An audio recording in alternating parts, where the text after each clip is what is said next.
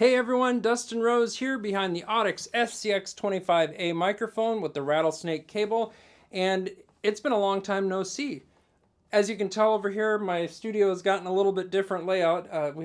We've added this monstrosity of an upright piano, and it's a over 100-year-old Ludwig upright. And I'll have to tell you the whole story about this piano. It's actually a very, very sentimental, very cool piano that I'll have to tell you about, but that's for another video. Today, what we have for you is the Breedlove Oregon Dreadnought, and it is in the burst finish, which is known as the whiskey burst, and that's what particular coloring this burst has. It's a limited kind of run of the Oregon Dreadnought because of the finish. It's a little bit different. As every other Oregon series guitar, we have the myrtlewood back and sides. It is a flat satin finish, not the high gloss, just a kind of a flat gloss, a satin type of gloss, I should say.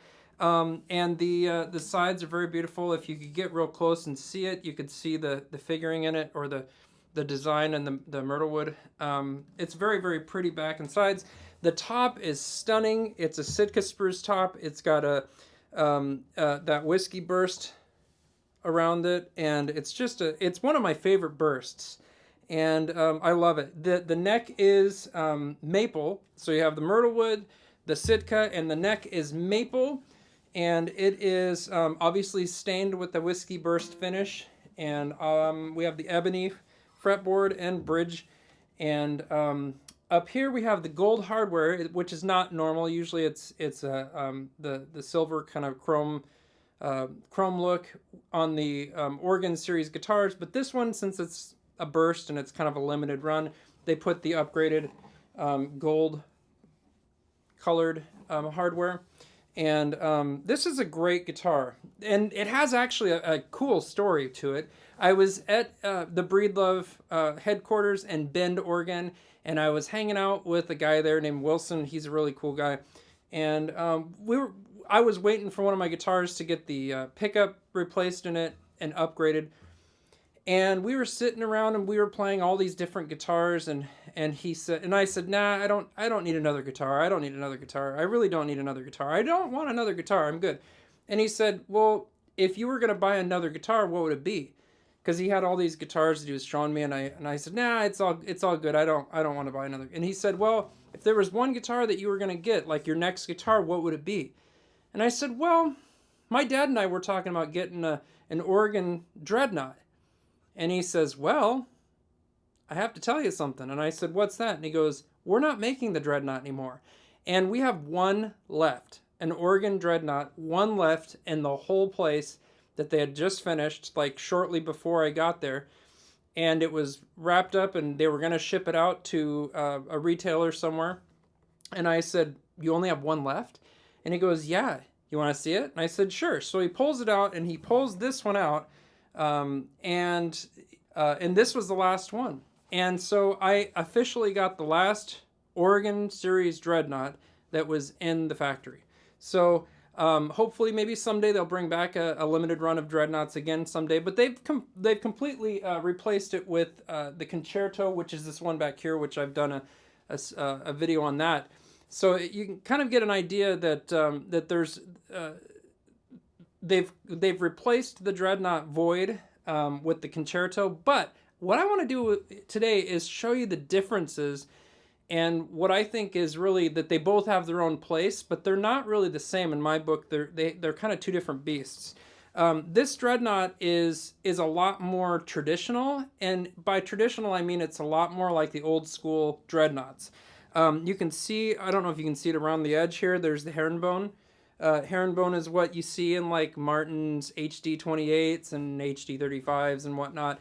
And it's kind of like an old school Dreadnought, old school guitar appointment that you'd see on old Martins and some of the newer HD model Martins.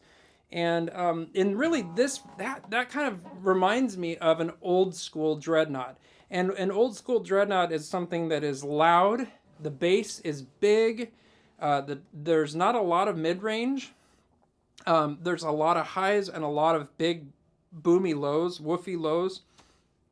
And and it's very loud. That if you were to compare this to an OM or a triple O or a concert size, you would say the Dreadnought is just more. It's louder, it's bigger, it's just more. And the difference between this Dreadnought, the Oregon Breedlove, the Breedlove Oregon Dreadnoughts, and like a Martin Dreadnought or a Gibson Dreadnought or Taylor Dreadnought, is that this one has myrtlewood, which is totally a Breedlove thing. And what it does is it kind of incorporates some of the maple qualities. It has that loud, trebly, projective trebles and highs, and then the lows are a little bit more like mahogany, where it has a little bit of a growl to it, and it has a little bit of that rosewood. I think the more you play this is like three and a half years old at this point. The more you play these Dreadnoughts with the myrtlewood, the more you start to hear a little bit of the natural reverb that rosewood has. So if you're wanting a guitar with myrtlewood on it that has the nice quality of maple when it comes to the highs, it's not shrill like some maple can be. It's definitely less shrill than maple. It has a tendency to be, but it's also got a really good mid to mid-low range that's got a little bit of that mahogany growl, and it's also got a little bit of that rosewood natural reverb. The more you play it, the more it kind of has that nuance of rosewood, where it gets a little bit more processed and a little bit more reverb naturally in the guitar. So that's my take on having a myrtlewood back and sides. Now, the fact that it has Sitka helps give it a little bit of a sweeter nature, a little bit more musicality. I know we've talked a little bit, or quite a bit, about the myrtlewood tops, which give it a little bit stronger, more neutral sound. This is a little bit more scooped out of the mid-range. So you have a little bit higher bass and a little bit higher mids, or trebles, and a little bit less mids. I think the myrtlewood makes it have a little bit more mids than traditional rosewoods have, but as a whole, the top wood kind of gives it that scooped out EQ. All right, so that's just what I hear on my view, my ears of what I hear when I play this guitar. It's quite a bit louder than the concerto, and it's quite a bit bassier than the concerto that we've already done a video on. And that's kind of my overall perspective of this guitar. So with all of that said, let's go ahead and listen to it, and then I'll tell you who I think this guitar would be perfect for. So here we go.